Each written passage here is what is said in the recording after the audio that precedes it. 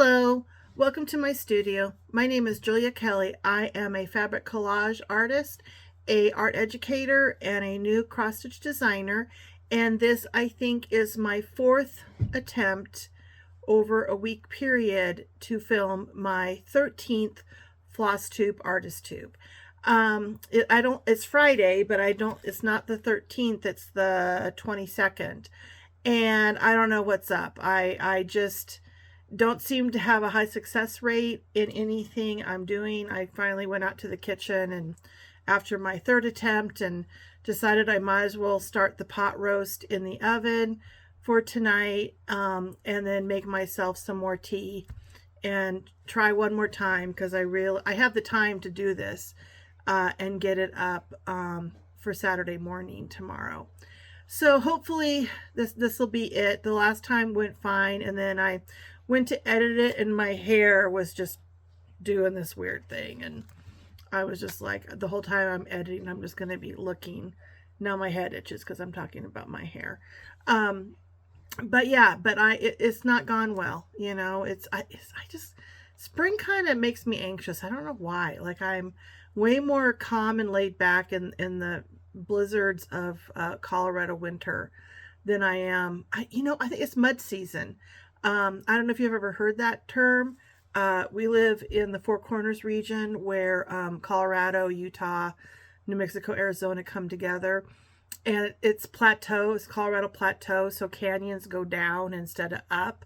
Here, if you've never been here, like the Grand Canyon is the extreme of that, but that kind of ruggedness is all over this area. And I didn't grow up here, my husband did. And when I was standing in line at the pharmacy to get the kids some medicine years ago, there was a very spiffy looking older lady in front of me who was chatting with a gentleman, and they knew each other.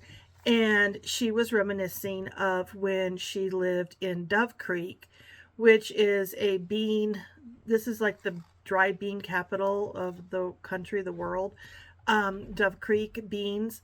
And it's dry land farming, if you've ever heard of that. There's no irrigation, and the soil is kind of a sponge, so they can do dry, winter wheat and beans. And Dove Creek is kind of between two canyons. Like, if you're driving from we are into Utah, you go through Dove Creek to get into Utah and then Moab. And you have a canyon, a deep cut canyon with the Dolores River on one side of you, and then a canyon called X Canyon, I think is the name of it, on the other side. And you can either go this way or you can go that way. You can't go. And she was reminiscing of growing up as a farm girl out there and how they hated mud season. And I remember my grandmother talking about mud season and how, my family's from Minnesota, and my grandmother saying how wintertime was fine because you could, hook up sleds. You could hook up sleds to the horses and you could get to town. But mud, you can't hook up sleds and get to the town, and you can't take wagons, and you can't take, Model T Fords, and everything gets stuck down in the mud. And I just remember this spiffy lady talking about that and just being like, really, springtime drove us more crazy because the weather was nice, but we couldn't get to town. If the mud, when it was frozen, you could get to town. When it wasn't, you couldn't get to town. And I believe it because even here walking around the homestead, I've picked up mud going up to my laundry, to hang up my laundry on the clothesline. I picked up mud and I had to take my slippers off and scrape them and get all the mud out of them this morning. So I don't know, just, I kind of am a little bit more anxious in the spring for some reason. But yeah, but I don't know, but I've been doing art long enough to know that just, everything goes around. And, come Monday, I'm sure I will, be more on task and kind of like I could push it today, or I could just take it easy, give myself a little bit of break, feed the well.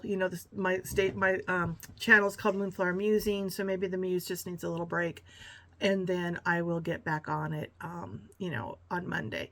I think we might actually be going to Moab this weekend, meeting up my daughter and her husband. My husband's birthday was last week.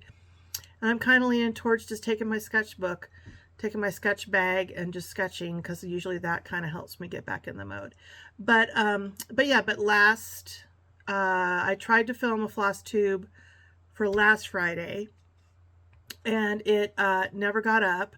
My husband had 2 days worth of business meetings up in Telluride, Colorado, and you'll have seen the little clip I took of Telluride, starting at the courthouse and then panning around to the other side of the street. Telluride is a ski town in the San Juan Mountains of Colorado, and it is what's called a box canyon. There's one way in, one way out.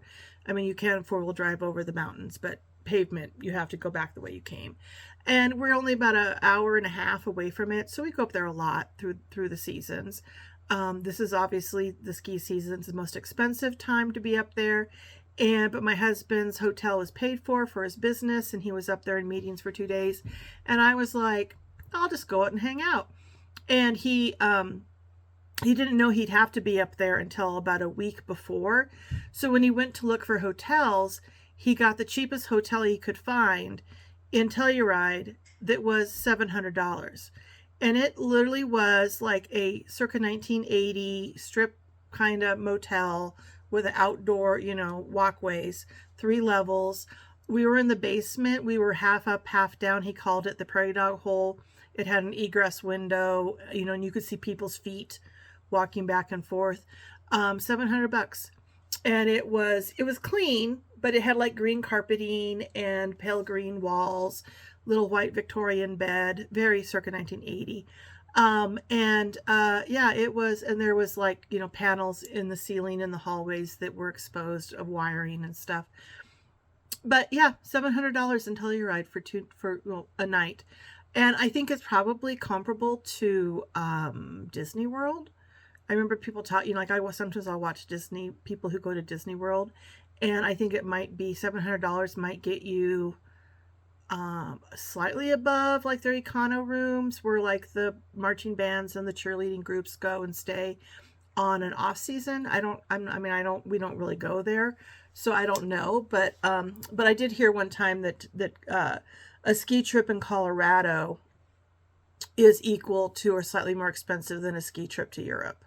That if you have to travel to the ski towns and Telluride, Keystone, Vale, and then get accommodations and stuff, it's actually cheaper to go to Europe and ski in Europe. I kind of believe it. The big issue here is housing for the school teachers and the people that you need to have a town run, and these ski resorts or towns are so isolated because they used to be mining towns that people have to drive quite a distance to work. Normal people have to drive quite a distance to work in these towns. And my husband's kind of involved in that discussion, so I know a little bit more about it. But yeah, but it's a big issue, when you can't even afford to hire and pay people to just be support staff and work the hotels and the restaurants and the schools, in these communities. And it's a big issue right now in Colorado towns, that mountain towns. They're starting to bring in some controlled housing, some controlled rent and stuff in some of them, and I think that's a good thing. But yeah, we want our kids to be able to come back here and raise our kids here, and I have lots of friends whose husbands drive the hour and a half daily as a commute to get up to Telluride to work in construction, because they're not going to live there. So yeah, it's an aspect, but it is very pretty. And you'll see by the video, it is very pretty up there, and it's a wonderful place to camp, and and they always have something going on. I have up now 9 chunks of process videos for how to finish in a cookie cutter, that I edited a lot up sitting on the bed of my prairie dog hole in Telluride. And then I would go over to, there's a bakery that has a pretty big open lunch area with good tables, and then I would do computer work, laptop work there, meet my husband for lunch, and then we would go, and then he would go back to his meetings. And then I ended up, there was a bookstore that had one really comfy couch right next to, really warm spot right next to a gas kind of wood stove, flickering flame wood stove. And I would go sit down, get my hot tea, sit down and just wait until that became available. And then I would kind of get over there, and then I would stay there until he would text me or call me and say he was done with his meetings. And then we would go to dinner and then go back to our prairie dog hole. But the last night, we were going to drive home after his meetings, on Friday, because he had meetings all day Thursday and all day Friday. And I started thinking, I'm like, well, if your meetings run long, where am I going to go? Because, I don't have a hotel room anymore. And it's cold. It's been snowing in Telluride. It's March in Telluride, but I was wearing my big, big, heavy jacket. Everybody was, when they were outside. And the bakery closed at 6, the bookstore closed, the library closed at 6, the bookstore closed at 6, the bakery closed at 7, and it looked like these meetings were going to go on a couple more hours so they could just get done what they had to get done, and then everyone could head back to wherever they were coming from. And so I thought, well, where am I going to go? Like, I could go into one of the nicer hotels and kind of pretend like I belong there, or I could go in one of the bars or restaurants and get food and just kind of, take up a space.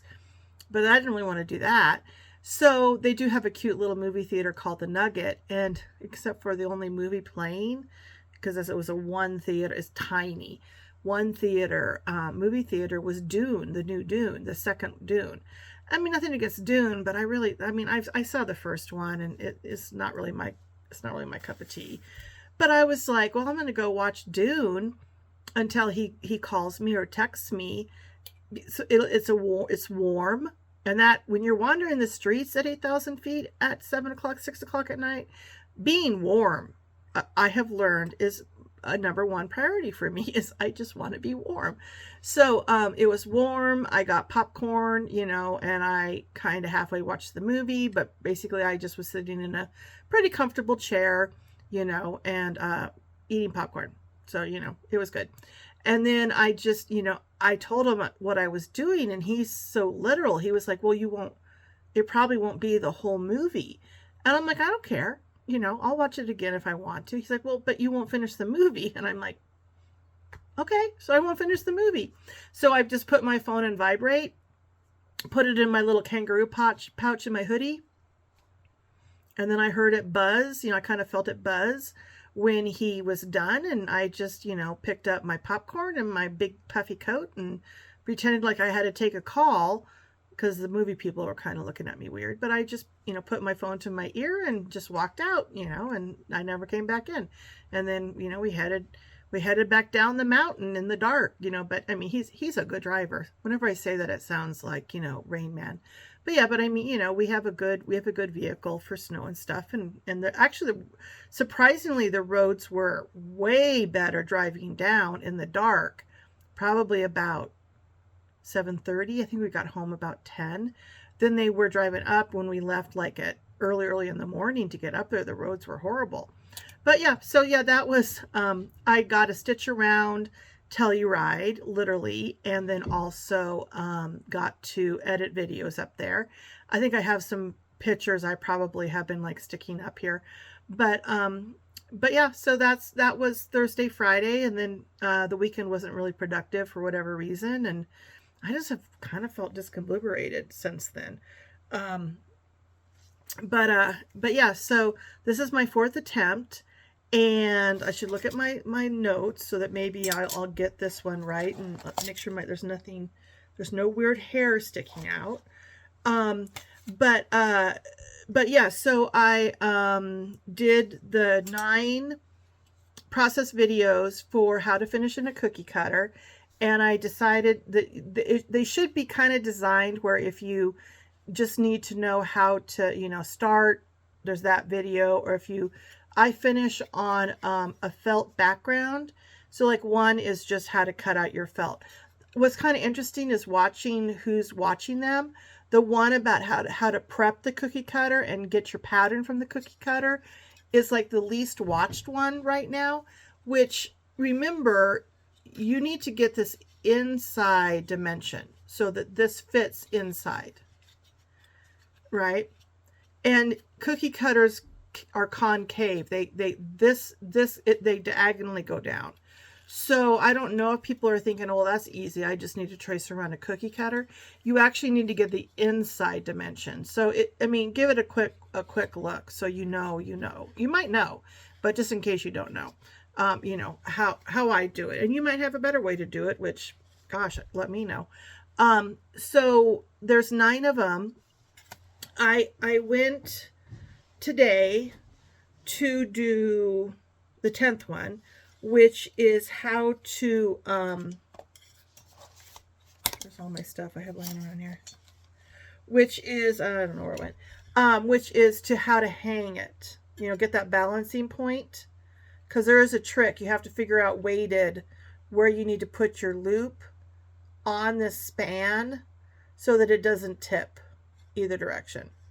So I have a trick how I do that. And then how to poke your holes. I poke 2 holes, and then, I'm sorry, I'm being distracted by a bunch of deer running around. I poke 2 holes and then do a loop wire with a bead. So you can see the 2 holes. Well, I went to show that technique, and I hate to even admit to this. I did 1 hole. You can see that 1 hole there. And I use an awl. I use a couple different sized awl. I just twist and do it. And I have made dozens. I have sold dozens of these at with fabric collage at farmer markets.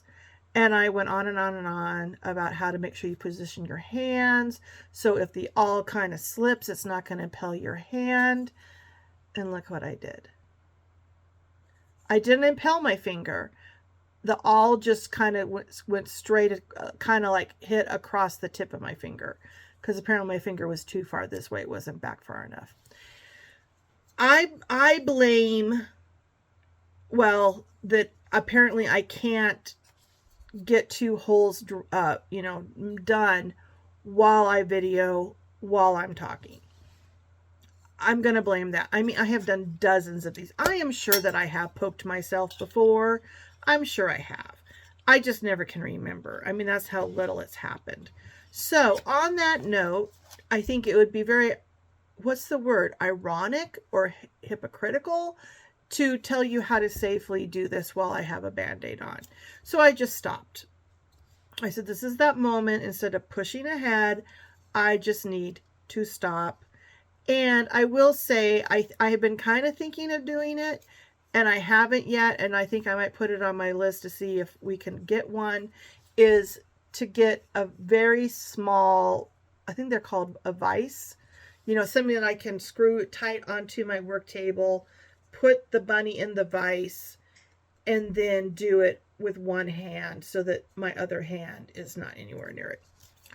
Yeah, and so on that note, if you have other suggestions, I mean, this is the one thing that, you know, I mean, I've thought about doing drills. I don't know. You know, I mean, it's so tiny, and you can bend. I mean, this, I think the silver aluminum is slightly, I think this is stronger. And is this bronze? Is it copper? All I know is that the ones that I do that are tin, are they, the aluminum is the softest. And then maybe the tin is slightly a stronger metal. And then this, I haven't done a lot of these. This is a lot stronger. But I need to get one more hole. But my finger hurts and I don't want to try anymore today. So I don't know when I will try again and finish the video on how to do it, hopefully without a Band-Aid on my finger. You know, I mean, truth in advertising. All I know is at that point, I was just like, I give up. So there's one more video on how to do this that I need to make. So hopefully next week that'll happen. And then also I have another playlist that I'm working on that is all the different flowers. Like these are the daisy stitches that are in this bunny. And then these bullion stitches are what I use to make the poppies in this bunny. and the French knot centers. And then for these, which are, this is my Fox in the Box series, that this is my spring one, this is my third one. I have a fall, winter, and this is spring. The irises are what's called a queen stitch. It's a variation on the queen stitch. And so then I show you how to do a flower like a tulip or an iris using the queen stitch and then a French knot. So I have all of the flower videos videotaped, and I am working on doing a video on the stem stitch that I use for the stems of flowers, and then chain stitch, which I would use for the leaves. So I have one more video of this to finish, and then the one that I hurt my finger on. And then, so I need to get all those up on these playlists. But most, there's 9 up on the playlist for how to finish in a cookie cutter. On that, if you're watching this and have any thoughts on finishing in a cookie cutter, like it's a great idea and you think that's fantastic and you want to try it sometime, no commitment on using my patterns or doing it right now, just, oh, that idea I like. Or if you're like, I don't think so, too complicated, too dangerous, or you watch some of those videos, I would love for you to tell me. I mean, nicely, don't be mean, but just to know, is this something that a lot of people are interested in? Is it something only a few people might be interested in? That there's people who might be interested, but there's certain aspects of it that they're not quite sure about, that I could maybe think through how I'm doing and make those steps easier. I just would like some feedback about finishing in a cookie cutter, because I've never seen a lot of people do it. And it's just something I enjoy doing. I'm not going to stop. Don't worry. Like, you're not going to make me stop doing it. I just would like to kind of gauge, what other people's opinions are. Sometimes when when you've been in the arts as long as I have and taught as long as I have, sometimes it's hard to gauge, where is this on the spectrum of hard to easy? Like, I think maybe something is really easy, and then other people are like, oh no, actually that's kind of hard. And I'm like, oh, okay, I need to think about that some more. So yeah, that would be great. If you just kind of, threw in, your thoughts on it, and I would greatly appreciate that. So thank you if you're willing to do that. And also on the specialty stitches, again, like, you're not going to stop me from doing it. I mean, I'll keep doing it because I love doing it. But if there's something I could do to make it understood easier or make the steps easier, I need to start somewhere. So, to get some feedback on that too. So yeah, so those are my spring releases. And I look at my list here. I told you all about Telluride. I told you about my releases again. On the note of being a art teacher, on my Instagram account, I'm doing 2 things. One thing on Facebook and Instagram is I'm doing a thing called Color Tip Tuesday, where I just give you a little tidbit on what I am, something about color that I know people are maybe who, don't understand, or is kind of simple, like a 1 minute and 30-second little tip. In fact, I might put my Color Tip Tuesday for this Tuesday right in here for you to see. Hello, this is Julia Kelly from Moonflower Studio, and today is Color Tip Tuesday. And today we're going to talk about another way to have contrast, and that is with color. We all know that blue, red, and yellow are primary colors, and you cannot make them with other colors. You have to create them as they are. And then we also know that by mixing blue and red, we get purple. By mixing red and yellow, we get orange. And by mixing yellow and blue, we get green. But we're going to talk about how to use them for contrast, and that is with complementary colors. And that means a color across the color wheel.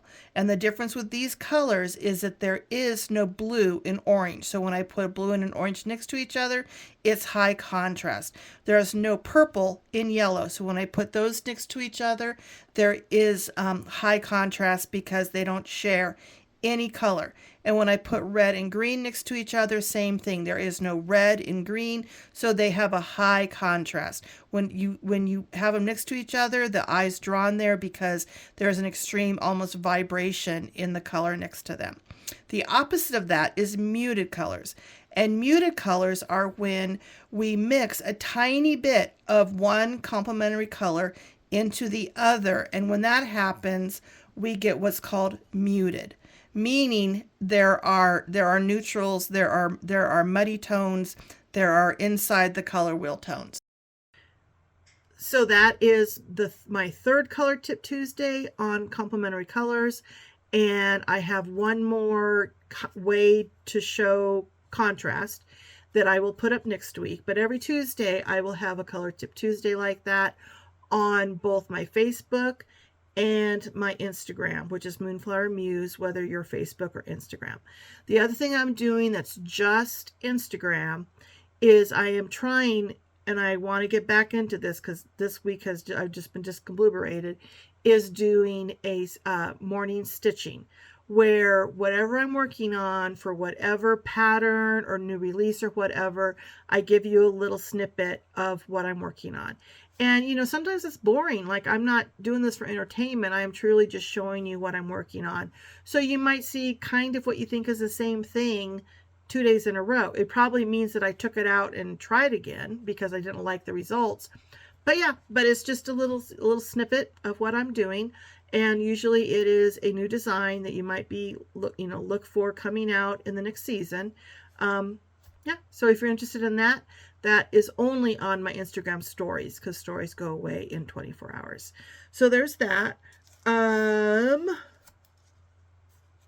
been really enjoying all of the recaps of market. I think that there were people, no surprise, that came home exhausted, maybe sick. I think a couple people got something there, and were up to here with stitching and just wanted to take a mental break from stitching. Totally understand, but I'm really appreciating now that people are coming back and sharing. I will try and put some of the links to Flosstubers, either that were designers or store or were buying, or a lot of the good ones are coming from their assistants, people who were just there to assist, either a store buying or a designer. So they just kind of really were appreciating the 360-ness of going to the Nashville Needlework Market. So I will try and link a couple that I have been watching down in the description. So I don't have a lot more going on. One other thing I'm working on is I am doing my first attempt on 20 count Aida with one strand, which would be equivalent to 40 count linen with one strand. And I'm reserving judgment. I don't know if I like it. I can't really show, I don't want to show it right now. I probably will go into more depth and detail when I release that pattern. But what I am stuck on is I literally have the exact same pattern. I'll give you a little peek-see on, if you can tell what this is, on 16 count, on 18 count, and did I do that right? Let me try that again. This is, okay, let's try this again. 16 count, 18 count, and 20 count. Can you tell what it is? If you've been following me on Instagram, you know. And I mean, I'm just laying them all out here. One, next time I do this, I'm going to change my colors, because it does me no good to have exactly the same color scheme on 3 different counts. I can't even, I mean, it would have been better to figure out another color scheme for the different count. And it kind of, it's related to how I'm finishing them, and they kind of need to be this color scheme. So that's one thing. The other thing is, like, there's nothing wrong with their beautiful combos. Like the 16 count and the 18 count are both hugely using Roxy Floss Co. Like a couple of her colors and a lot of Gentle Arts, and then maybe like the White's DMC. And then the 18 count, which is the same when I do cookie cutters, is using gorgeous colors of Weeks Dye Works and Cosmo, the Japanese equivalent to like DMC, because I think it's thinner. Absolutely nothing wrong with how gorgeous. And then like I think this is Cypress, beautiful fabric, and this is Mint. Both fiber on the, I think they're both fiber on a whim. And then this is, I'm not 100% sure what the 16 count is. I have to look. It might just be Zweigart. Or it might be Hurricane. No, Igloo. I'll put it, or Glacier. I'll put it up.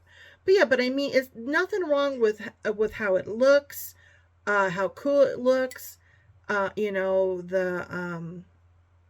that's not the problem. The problem is that what I want to put it in dictates the size, and then it dictates the detail.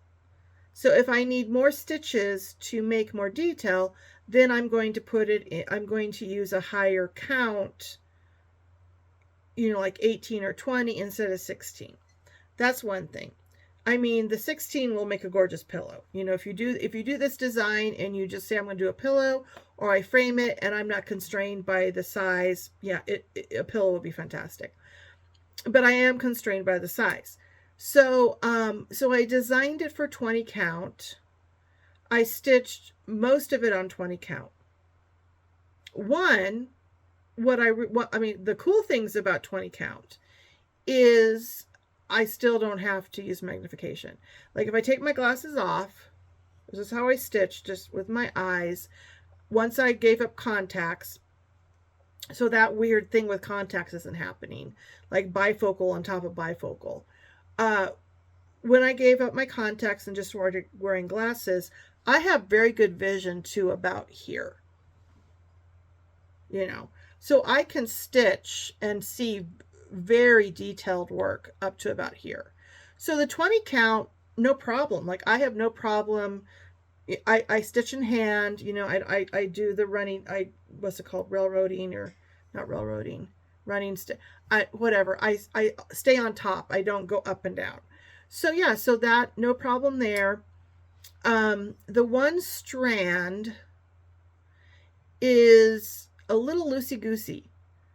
Like, I don't know how much I like the translucentness of that ground fabric, or the you know, the support is what it'd be called in art, but the fabric coming through and mixing with the colors of the thread. The color you get, because it's not solid with an X, 2 strands, it's just 1 strand. Even at 20 count, I think you're seeing more of that, the fabric of the color of the fabric come through. And I'm not sure what I think. I mean, I put it away for a couple days, and now I'm looking at it, and I like it better than I did when I stopped working on it. So, you know, it might just be taking a little getting used to. The other thing, the main thing I do not like about one strand, and I have not heard anyone else really go on about this. So if you have, you know, if there is people talking, I mean, point me to them, because I love to see what they think. I think one strand of over dyed thread breaks more easily. I don't seem to be able to use the length of thread I usually use with 2 strands, that it just breaks. Like I'll stitch along, and yeah, I mean, maybe I'm kind of towards the end of that strand of floss, and it just breaks. Like it's just had it. It's been pulled through so many times. It's done. It's broken. Um, if I have to take anything out, if I have to take my stitches out and stitch again, I don't think you can do that with one strand. I do that all the time with two strands, and it's fine. I kind of check it, and if it's getting fuzzy or looking weak in a spot, I'll change it. But usually I have no problem reusing not reusing two strands. With one strand, I have to, I snip it out, and then I start again with a new strand. So, and this is my theory.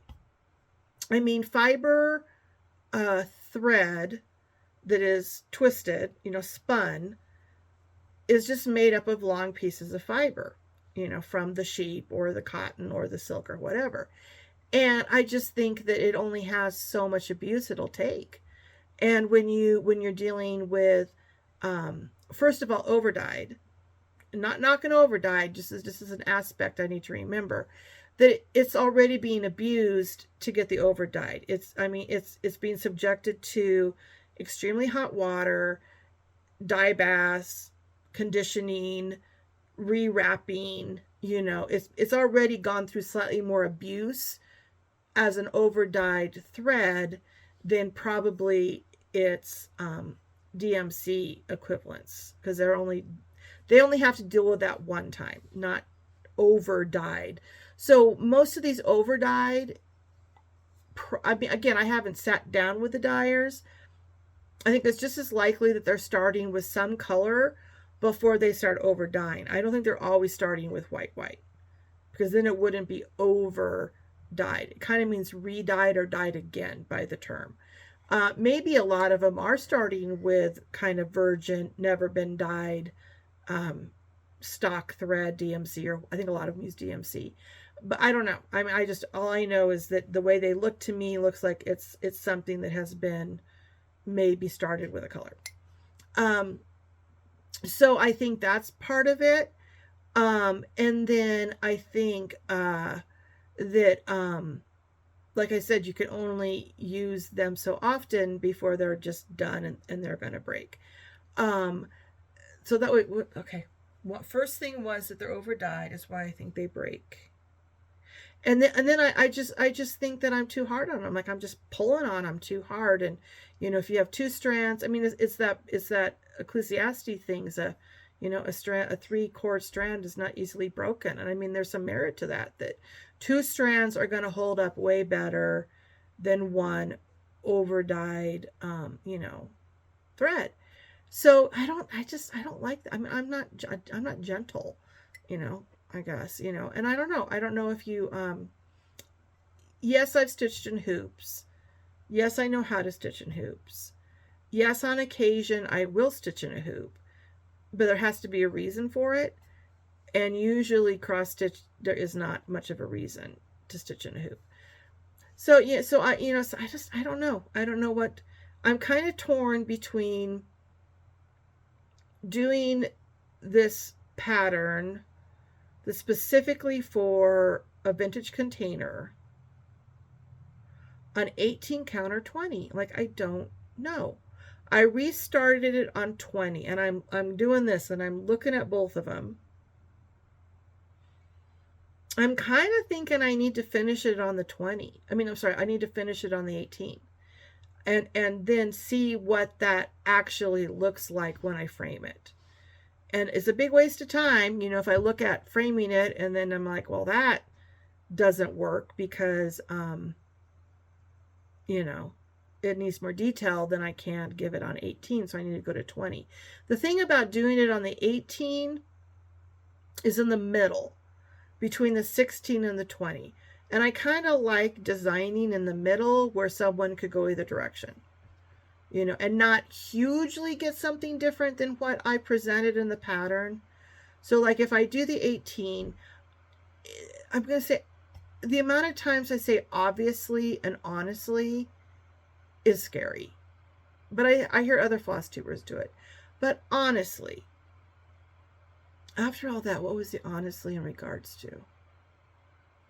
Oh, honestly, when you're dealing with something that's going to be 4 or 5 inches, the difference between 18 and 20 is manageable. If you're dealing with something that's going to be, I don't know, what size are samplers? Like people talk about, 15 inches to high to 12 inches. They're huge. You multiply that many more times, and then the count between an 18 or a 20 is significant. When you're talking about the significant difference in this is like 2 inches. So it's like 4 extra crosses in X's or something. So I don't think it's going to make that huge of a difference, because I really like the way the 18 looks better. I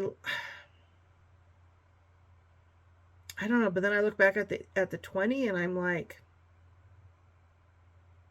no, the 18's better. And again, if you don't choose to finish it in the vintage container I'm going to finish it in, it doesn't matter. In fact, I think this design, I've been watching Chantel, who just was in Keystone skiing, for, what is her business? She does all the wood, the wood shapes and stuff. She has a wood shape that is slightly bigger than what I'm finishing in a vintage container. And I honestly think that if you did the 16 count, it would work just fine. So there you go. So options. I'm really trying hard to give options where, the whole decision making is in your hand, and then I am just throwing out some options. But I should have this released pretty soon, and I should have my last Summer Fox in the Box released pretty soon. And then along with that will be a freebie that I'll videotape of how to make a fractional freebie on fractional stitches, and I will put that pattern up on my website for free. So yeah, I keep saying when I get caught up with myself, then I will go back to doing some of my own personal work, and it's looking like that ain't going to be happening in 2024. Which, oh my gosh, I have to cross stitch all of 2024. What a horrible thing. I do need to somehow connect more into the community. I'm not hugely isolated. I don't know. There's not a lot. Definitely most of the cross-stitching activity is east of me. Salt Lake is about 6 hours away from me. So it is possible I could get up there. I do want to get up there and meet the ladies of Shepherd Bush and the Pine one. I know the third one just closed. But the one that's down, in my head I can picture where it is, but I can't think of what the name of that area is. I do want to get up there. And then also and I'll put these things that I'm having a brain melt right now. The conferences, the retreats that are coming up in April up there. And then also they have one in October. And pretty soon here, I just need to make the plunge into printing patterns and having actual in your hand patterns. And then when I make that plunge, I will contact them to see if it's possible to vend, to be a vendor. Or I have family in Minnesota, so, Welcome Stitchery is near there. And I have chatted with Justine. She probably doesn't remember. It was like a year ago right now. So I kind of know what the next step is. I just am not quite sure how to do it. I just need to make some connections, because I stitch 24/7. Right now I design and kind of work out the problems while I'm stitching, which I like that. For me, that's fun. But the rabbit, once I figured out the design things on this, then I could have someone else stitch this. So I could cut my stitching in half. And most things I could cut my stitching in half. I still would do some, but there's a lot of it I could ask someone else to do for me. So yeah, and then the whole business side, I mean, I am such an artist, so the sheer thought of invoices freaks me out so much. Like, I don't understand invoicing, and I don't understand. So, you know, a lot of, I mean, most designers have, well, designers are either are extremely capable people when it comes to numbers and businessy things, way more than I am. That's most of it. And if it's not that, then they have someone else that works with them. So we'll see. You know, I'm going to just keep doing, you know, keep the faith and keep, you know, creating stuff. And when the timing is right, you know, the timing will be right, and God will bless me with the next step, and, you know, and that's cool. So yeah, I think I'm at 44 minutes. Actually a bit more, because I'm going to put a couple clips in of my, Color Tip Tuesday clip, and then I think I might even put a clip in of one of my finishing a cookie cutter clips, so you can just kind of see what I'm talking about. Okay, so this is my how to finish anything in a cookie cutter, or I could even say how to finish anything in what I would call an irregular shape, meaning not a square, rectangle, or perfect circle, where you have to find that shape to know how to finish it. Mostly for ornaments, pin cushions. I do things in biscuit cutters, you know, just odd lid. I do things in lids, you know, vintage things you find in the antique store. So I have done another bunny like the one that you will have seen in the pattern. So how to finish things in a cookie cutter. One, you need cookie cutters. And bunnies are still very easy to find in antique malls. I was in an antique mall end of last week, and I picked some other containers, and then just as a test, I went around and saw how many bunny cookie cutters I could find, and I found more than one. And then last weekend, I was up visiting one of my kids in a slightly larger town that had, like, their whole downtown had multiple antique malls. And I went into one of my favorites, and I found multiple bunny cookie cutters. So if I make a pattern that says finish in a cookie cutter, I also look on Etsy to see how many people are selling, you know, that cookie cutter at that time. I won't make a pattern that probably you can't find the cookie cutter. Your prices will be extremely less in antique malls to find cookie cutters than they would be if you just bought one off of Etsy. Both the larger town that was about 4 hours away in Colorado, and then my bigger town here that's not that big, they were averaging about $3 a cookie cutter. The ones that, the turkeys, the horses, the bunnies, $3 to $4 is reasonable. If you get irregular ones that are tin from like the turn of the century, then those might be, you know, could be $8, $9, $10 depending on how rare it is. But I won't be doing patterns for you to put in those cookie cutters. I do buy those cookie cutters to put my own original work in. So here, when I get enough ahead of the charts, the cross-stitch charts, I'm hoping that I'll be able to go back to doing my own original work in cookie cutters, and then I'll put those up on my Etsy shop as original work, you know, with a chance if you're interested in those. But so you can see that the bunny comes in just the silvery aluminum, and then like a copper, I think it's still aluminum. I'm not 100% sure. If anybody has a better source of like a book about the history of cookie cutters, I would love to. What I know is from multiple sources, and it's not a lot. So one decision is what are you going to put it in? Using this as an example, I think the bunny part could go in either one. I think it has to do more with the flowers. You will notice there are no flowers on this one, because I do the flowers on top of the cross stitch. After it's stitched, I use felt. So the flowers are a second step. And the reason I do that is you can do all kinds of embroidery work on a layer of cross stitch and 2 layers of wool without needing a hoop. It's not gonna, you're not gonna squeeze your stitches too tight. So, so I think if you go silver or you go coppery color for the bunny, because you don't really have that much space where you see the sky behind. It has more to do with what colors you're going to choose to use.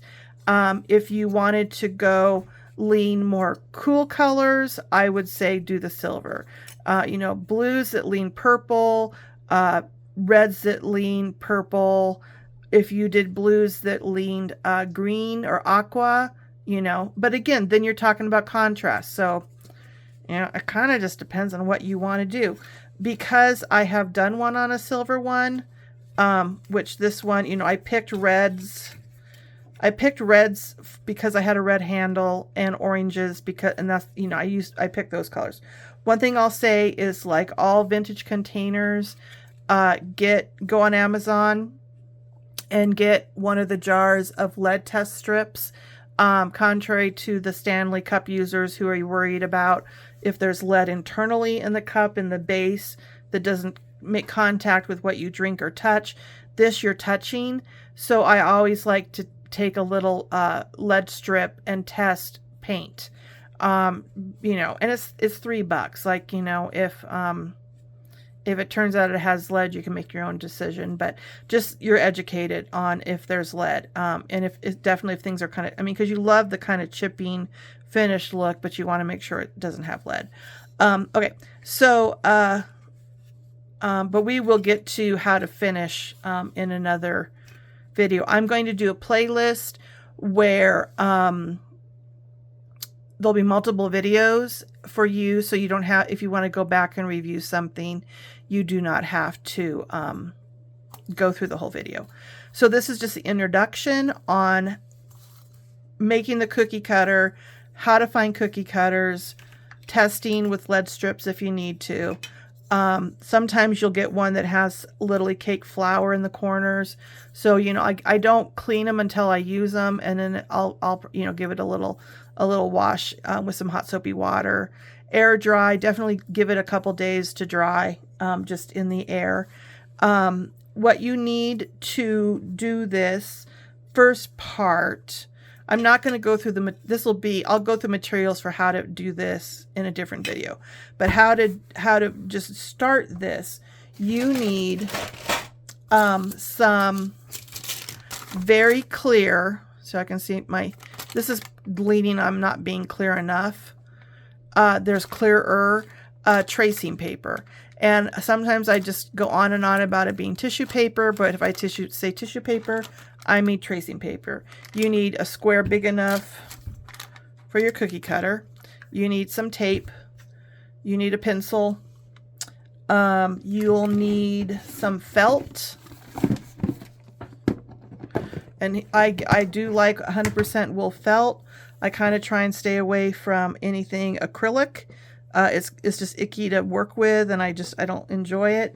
So, so your felt background is like, I mean, it's one of those things you probably will never see, but you just have to, I'm kind of liking the muted felt, the little more muddy felt, the little more leaning yellowy felt. This is kind of all leaning kind of warm to me a little bit. So you need a piece of felt that, again, is big enough for your cookie cutter. I do save, and what you're going to do is you're going to sandwich. Where did it go?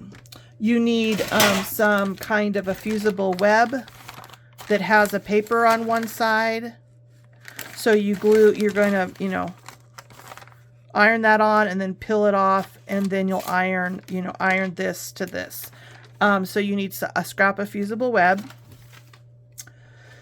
and you need, what else do you need? You need a very good pair of scissors that has a very good pair of scissors that has a very pointy, that you can snip. So I actually use these, which are just, I bought at the quilt shop, Karen K. Buckley. And then I also use my Japanese scissors, which I need to clean up because I got something on them. But if you notice, both of them have and these are actually really good scissors too. These are just Fiskars. I keep these in my thing that I stitch with. But see how very pointed and, very pointed they are.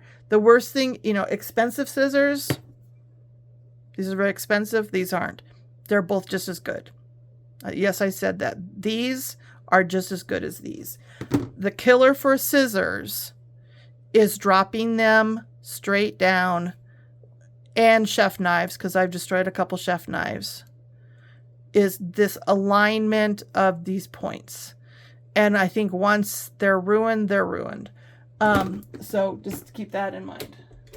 Okay, so scissors, fusible web, your pattern, your cookie cutter, tissue paper, some kind of a pencil, like I like mechanical pencils. Then, yeah, and so have a fantastic weekend. We're probably going to go to Moab, Utah, which is about 2 hours away, meet up with a kid over the weekend, do some hiking with the dogs. And I think I'm going to take my sketchbook, and so hopefully I might have some sketches of Utah Canyonland, Utah Red Rock country when I see you next time.